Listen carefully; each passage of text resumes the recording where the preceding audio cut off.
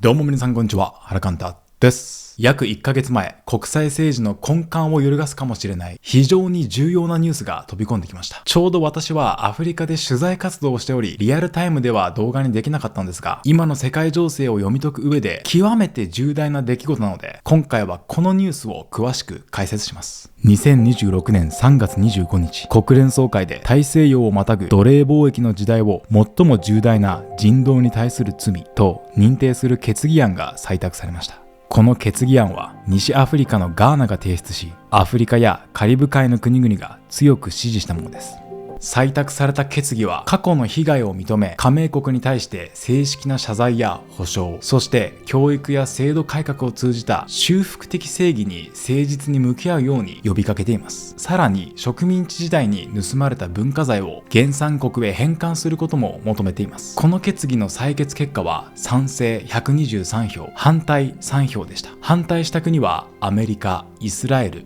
アルゼンチンです。そして日本やイギリス、EU 加盟国など52カ国は棄権しました。国連総会での決議に法的拘束力はないものの、国際世論の重要な指標となるこの場において世界の意見がくっきりと分かれたんです。なぜこれほどまでに意見が対立したのか。ガーナのアブラクワ外相はこの決議の目的について明確に語っています。はっきりさせておくが、アフリカ各国の指導者は自分自身のために金銭を求めているのではない。私たちは被害者のための正義を求めており、教育基金や職業訓練基金を求めているのだ。つまり奴隷貿易によって生み出された貧困や人種差別が何世代にもわたって続いており、現在にもつながる構造的な不平等を是正するための具体的なアクションを求めているのです。一方で反対や棄権に回った欧米諸国の言い分は異なります。大西洋奴隷貿易の主要国であったイギリスは、過去に計り知れない苦しみを与えたことは認識しつつも、現代の政府が過去の過ちに対して責任を負うことや、当時の国際法との兼ね合いから決議案の文言に問題があると指摘しています。さらに強硬に反対したのがアメリカです。アメリカの主張を分かりやすく言うと、確かに過去の出来事は悲惨だが、当時は法律違反ではなかった。だから今生きている私たちが賠償金を支払う義務はないというものです。要するに何百年も前の過ちを理由にして今のアメリカの富や税金を奪おうとするなと強く反発しているわけです。今のアメリカ国内ではトランプ政権の下で黒人の歴史に関する展示が撤去されるなど、過去の暗い歴史から目を背けるような動きも起きています。過去の奴隷貿易や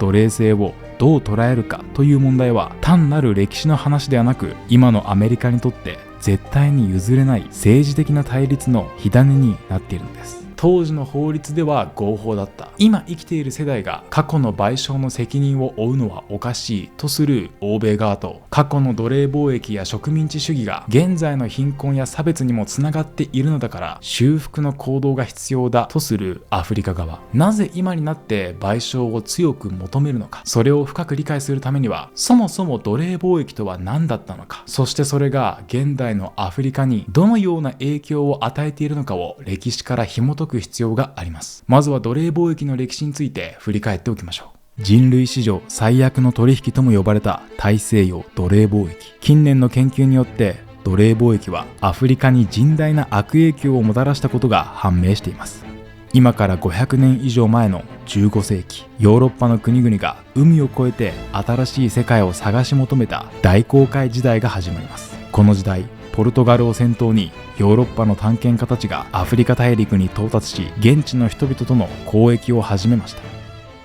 初期の関係は後の植民地支配のようにヨーロッパが一方的に支配する形ではありませんでした。ヨーロッパからは金属製品や武器が運ばれ、アフリカからは金や象牙などが送られるなど、アフリカ側も外交や交易の相手としてヨーロッパと交渉していたんです。しかし16世紀に入るとこの関係が大きく変わり始めます。そのきっかけとなったのがアメリカ大陸でのプランテーション経営です。ヨーロッパ人が新たに発見したアメリカ大陸では、砂糖や綿花といった作物を大量生産するために膨大な労働力が必要になりました。当初ヨーロッパ人はアメリカ大陸の先住民を強制労働に動員しましたが、ヨーロッパ人が持ち込んだ疫病や過酷な労働によって先住民の人口は急激に減少してしまいます。そこで当時のヨーロッパ人はこのように考えました。アフリカの人々を強制的に連行し、アメリカ大陸のプランテーションで働かせよう。こうして大西洋奴隷貿易が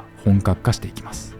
この奴隷貿易はヨーロッパ人が直接アフリカの内陸へ入り、自分たちで人々を拉致したという仕組みではありませんでした。多くの場合、当時存在していたアフリカの王国や商人も捕虜をはじめとした奴隷の供給に関わっていたんです。その中でポルトガルとアフリカ中部にあったコンゴ王国の例は、奴隷貿易がアフリカ社会にどのような影響を与えたのかを理解する上で非常に重要です。15世紀末、ポルトガル人はコンゴ王国と接触しました。500年以上前のアフリカと聞くと原始的な生活を想像するかもしれませんが、当時のコンゴ王国には総督や裁判官が存在し、州ごとに税を管理するなど高度な中央集権的な仕組みを持っていました。1506年に即位したアフォンソ一世はヨーロッパの教育を受け、ポルトガル語も話す教養豊かな王様で、ポルトガルの王と互いを兄弟と呼び合うほど関係を深めました。交易の初期段階から奴隷も取引の対象となっていました。ただし、当時のアフリカ社会にあった奴隷制は戦争捕虜や刑罰、債務などによるものが中心で、後のヨーロッパによる大規模な奴隷貿易とは規模も性質も異なるものでした。アフォンソ一世は奴隷貿易の拡大が王国に及ぼす悪影響を心配し、実際に1526年にはポルトガルの王へ手紙を送り、奴隷貿易の制限を求めています。しかし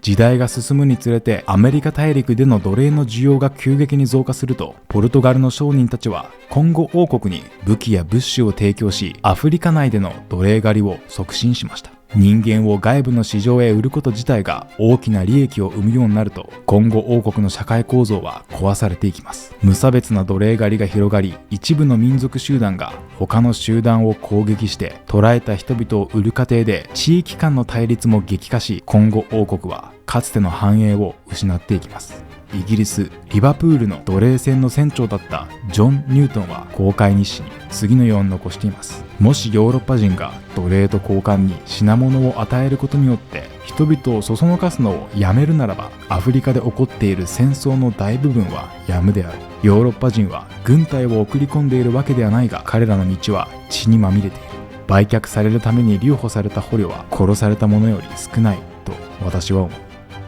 大西洋奴隷貿易では推計で約1250万人が奴隷船に乗せられ、そのうち約1070万人がアメリカ大陸に到着したとされています。つまり不衛生で過酷な環境の船で海を渡る途中だけでも約180万人が命を落としたのです。この数字にはアフリカ内陸での襲撃や強制移動、戦争の中で亡くなった人々は含まれていません。実際の人的喪失は少なく見積もってもその数倍、船に乗せられた人数だけでは測れないほど桁外れに大きかったと考えられています。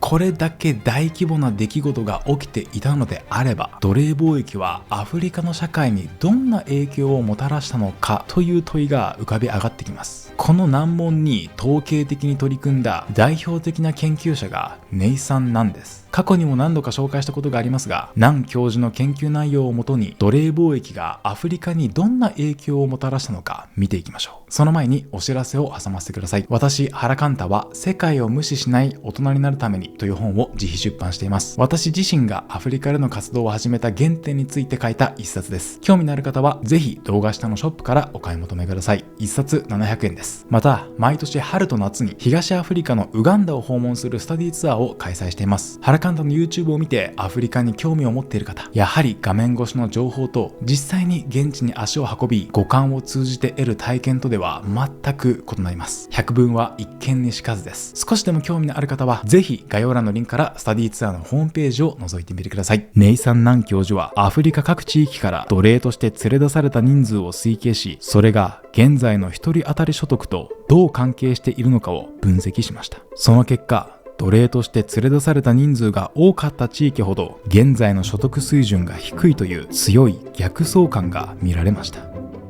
相関ということは関係性があるだけで、これだけでは奴隷貿易が原因だったとは言い切れません。地理条件、天然資源の有無、植民地支配の違いなど、他の要因も経済発展に影響するからです。そこで南教授は他の要因をできる限り取り除いて、奴隷貿易だけの影響を測る統計手法や歴史的証拠を用いて、単なる偶然ではなく因果関係があったのかを検証しました。その中で判明した驚くべき事実があります。もともとアフリカの中で発展が遅れていた社会が奴隷貿易に関わり、貧しい状態が続いているだけではないかという疑問に対し、歴史的事実と統計データは全く逆の答えを出しました。1400年時点の人口密度から測定された初期の繁栄度と連れ去られた奴隷の人数の関係を調べたところ、もともと繁栄して人口密度も高かった国ほど後に最も多くの奴隷を送り出している傾向が強かったんです。奴隷貿易が最も盛んに行われていたのは皮肉にも当時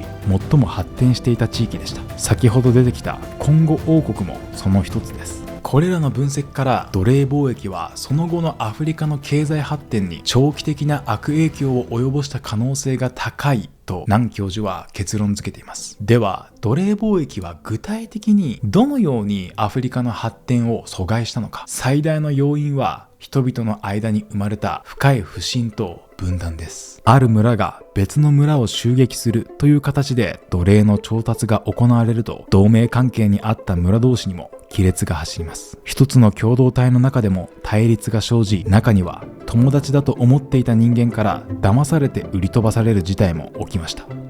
対立や分断が起きると社会は不安定になり、人々は自分たちを守るために小さな集団を形成するようになりますが、それらが大規模な国家に発展することはありませんでした。実際に過去に多くの奴隷が連れ去られた国では、現在でも民族の多様性が高いことが分かっています。問題は民族の多様性そのものではありません。奴隷貿易の時代に生まれた不信や分断が、後の植民地支配による不自然な国境線の引き方や独立後の政治制度と重なることで、国家としてまとまって学校やインフラなどの公共サービスを整備する力を弱めてしまった可能性が高いということです。南教授はさらに踏み込んで、もし仮に奴隷貿易が行われていなかった場合、アフリカはどれだけ発展していたのかという推定も行いました。その結果、アフリカと他の途上国との間にある所得格差の 28% から 100% は存在しなかったという結果が出たのです。もちろん現在のアフリカの貧困を奴隷貿易だけで説明することはできませんが、奴隷貿易がなければアフリカと他地域の経済格差は現在よりかなり小さかった可能性を示しています。このような歴史的事実と研究結果を知った上で、もう一度今回のニュースに戻ってみましょう。なぜガーナをはじめとするアフリカ諸国が何百年も前の出来事に対して今になって決議案を出し賠償を求めているのか。それは彼らにとって奴隷貿易が過去の終わった悲劇ではなく、現在のアフリカの貧困にもつながる無視できない重要な歴史的要因だからです。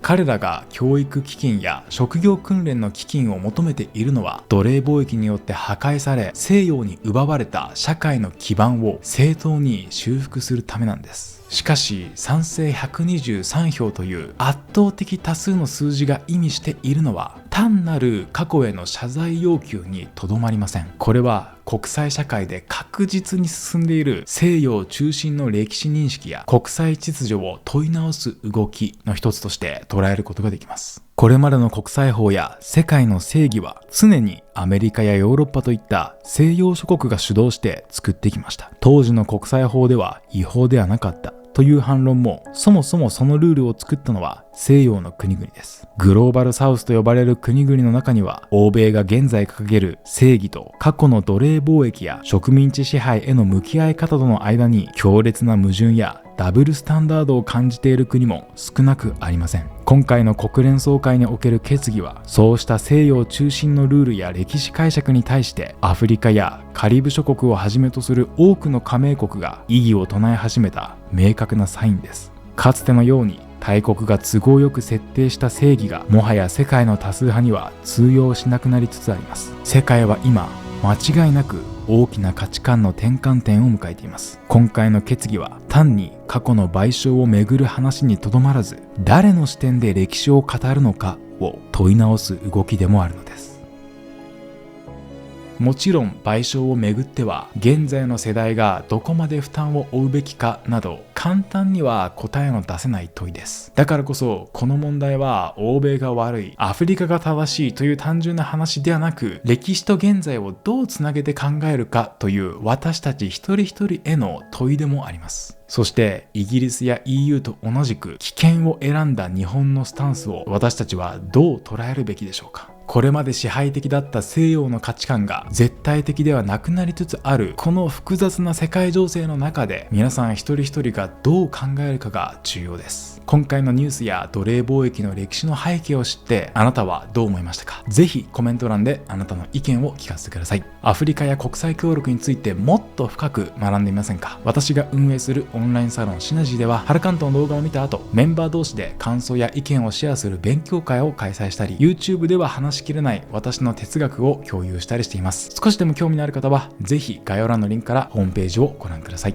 これからも大手のメディアでは知ることが難しい世界の今を伝えていきます。こういった動画を今後も見たいという方は見逃さないように、ぜひこれを機会にチャンネル登録よろしくお願いいたします。ということで今回も最後までご視聴くださりありがとうございました。また次回の動画でお会いしましょう。